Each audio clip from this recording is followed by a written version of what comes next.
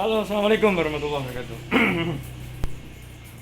Pagi ini kita ngisi air.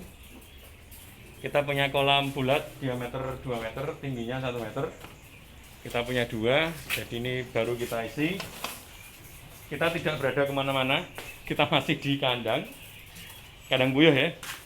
Ini juga bisa mengatur kelembapan, jadi kelembapannya bisa bagus ya, basah gitu istilahnya, tidak terlalu kering. Ini telur fertil. Hari ini dapat sekian, dapat sekitar berapa ya? 300-an mungkin ya. Cuman ini untuk kita tetaskan sendiri karena kita ngisi ya, kekurangan ngisi kandang kita. Ini kondisi makan pagi. Makan pagi ini telur fertil, ini burung-burung parent stock semua. Telurnya ya masih sedikit lah. Jadi satu blok kayak gini ada yang 1, 2, 3, 4, 5, 6, 7, 8, 9, 10, sudah 11 ini jumlah betinanya kan kita ada 15, jadi yang tidak bertelur 4, tapi standarnya kan harusnya 85%, paling enggak 12 butir ya, tapi belum nyampe ini coba 1, 2, 3, 4, 5, 6, 7, 8, 9, 10, 11, rata-rata 11 ya, rata-rata 11, jadi belum ada, tapi sudah 50% lebih, sudah 70-an% ya. Pakan pagi, pakannya pakai pakan P500 petelur.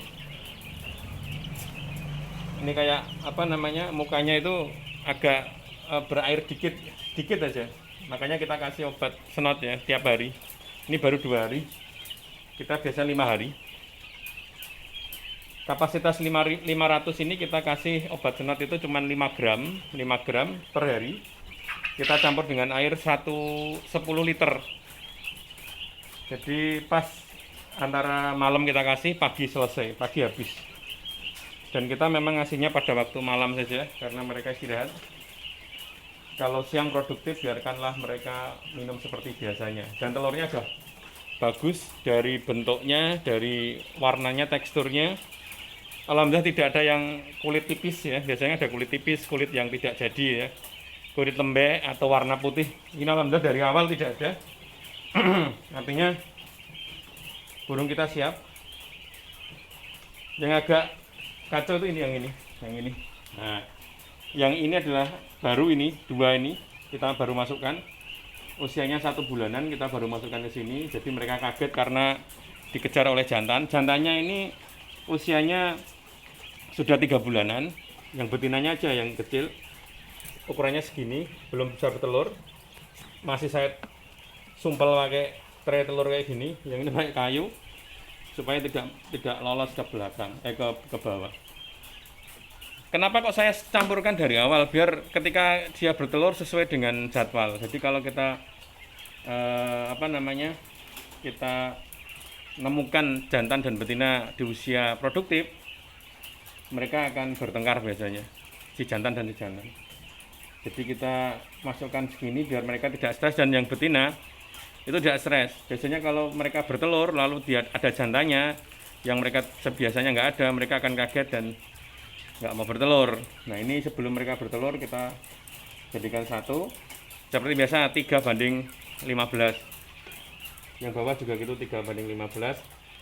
Kita masih punya bibit parent stock segini. Nah kita masih punya bibit PS belum besar, ini ada sekitar masih 30-an lah paling ya. Jadi 3 bulan kan masih kita bisa kawinkan dengan jantan 6 dan kita punya jantan ini, jantannya ada lebih. Jadi jantan ini memang kita lebihin teman-teman, jadi karena jantan bikinnya mudah kan, coklat. Jadi biasanya jantan ini nanti kalau yang jantan agak penyakitan, misalkan ada ciri-ciri apa kayak, atau kita pegang alat reproduksinya, ada alat reproduksinya itu kurang mengeluarkan cairan putih, jadi kita ganti. Jadi saya kira itu kurang maksimal gitu, saya ganti. Gitu sih. Ini pagi hari ini memang saya hari Sabtu ini agak-agak nyantai untuk ngisi airnya di sana. Air kolam. Dan modelnya kita pakai bioflok. Saya kasih penjelasan singkat saja ya. Mungkin teman-teman ada yang mau ngikutin, dan teman-teman yang sudah senior mungkin bisa bantu saya nambah informasi. Oke, jadi terpal ini dulu sudah saya pakai sekitar 1 tahun lebih, yang bawah ini, terus ternyata lubang-lubang, akhirnya saya beli lagi. Ini yang murah, yang A8, yang paling murah, harganya 100.000 lebih sedikit, jadi murah sekali menurut saya. Daripada nempel, mending beli yang tipis, dirangkap aja di dalamnya. Kita menggunakan probiotik, kita komposisinya ini, nah, sudah ada buih-buihnya di sini, sudah ada buihnya. Ini komposisinya untuk 1 kolam kita menggunakan M4 25 mili, 25 mili ya, M4. Lalu tetes tebu kita menggunakan tetes tebu sekitar 250 mg, dan kita campur. Sebelum kita masukkan ke kolam, kita masukkan ke ember, paling cepat 3 jam, paling lama lebih bagus ini udah lama 3 harian. Jadi ketika saya buka, baunya sudah bau tape, dan ini sudah berhasil. Kita nanti tuang jadi 2 kolam. Sebenarnya ini komposisi untuk 1 kolam, cuman ini sudah 3 hari, artinya sudah jadi ya starternya. Dan nanti mungkin kita akan tambah lagi di kolam yang sudah jadi nanti, sambil kita kasih aerator, kasih udara, kasih oksigen supaya menjadi maksimal. Dan sistem kita tidak murni bioflok, teman-teman. Sistem kita nanti ada bioflok dan model filter. Kita menggunakan filter supaya kolam tetap jernih ya, karena saya tidak ada pembuangan. Jadi saya tidak kasih pembuangan. Pembuangannya nanti sedot pakai mesin. Jadi karena tempat saya seperti ini, ya, kandang puyuhnya kayak gini. Ya kayak gini ya. Jadi eman-eman kalau saya botol-botol di sini. Sementara saya kayak gini kan, nanti kalau nguras air saya sedot. Dan nguras air kemungkinan nggak usah pakai nguras-ngurasan, karena kita menggunakan filter. Dan sebagian nanti kita pakai dengan aquaponik. Ini teman-teman yang tidak suka akan ikan mungkin opo ya, nanti kita belajar sama-sama. Kita fokus kembali ke puyuh. Nah, ini telur fertil yang kita pakai, belum kita bisa kirim. Kita kirim mungkin sekitar 2 mingguan ya, baru kita kirim. Kita tetaskan dulu. Ini karena kita masih kekurangan banyak sekali. Jadi kita menemui mesin tetas, setelah itu bisa menunggu. Dan kualitasnya alhamdulillah bagus telurnya. Alhamdulillah ini tidak ada yang tipis gitu ya. Biasanya kan awal-awal bertelur ada yang tipis, ada yang kurang mineral gitu. Tapi ini bagus, langsung jadi, dan alhamdulillah tidak ada yang kecil, maksudnya tidak ada yang abnormal. Biasanya kan ukurannya abnormal yang kecil sekali. Ini alhamdulillah nggak ada. Memang perawatan dari awal. Saya kontrol beneran karena ini cuman 500 ekor, jadi enak di kontrolnya. Kalau yang banyak itu susah. Kalau cuman seblok ini 500 ekor lebih mudah kontrolnya. Jadi kalau misalkan kita tahu ini kurang berat badan, kita bisa nambah pakan starter, kita kasih kemarin ya. Terus misalkan ini ciri-ciri senot sebelum mereka menjadi senotnya, langsung kita kasih obat. Nanti tetes mata juga kita kasih yang sudah kelihatan benjolannya. Jadi memang menurut saya penyakit yang biasa didapatkan itu ya senot kalau di ruangan kayak gini, karena lembab ya, lembab panas sih. Karena kipasnya kita menggunakan kipas 1 yang dulu kemarin kita pakai kipas yang gede, kita sekarang pakai kipas ini. Nah ini, kipas kecil ini cukup kenceng teman-teman, asal diarahkan ke muka si puyuh.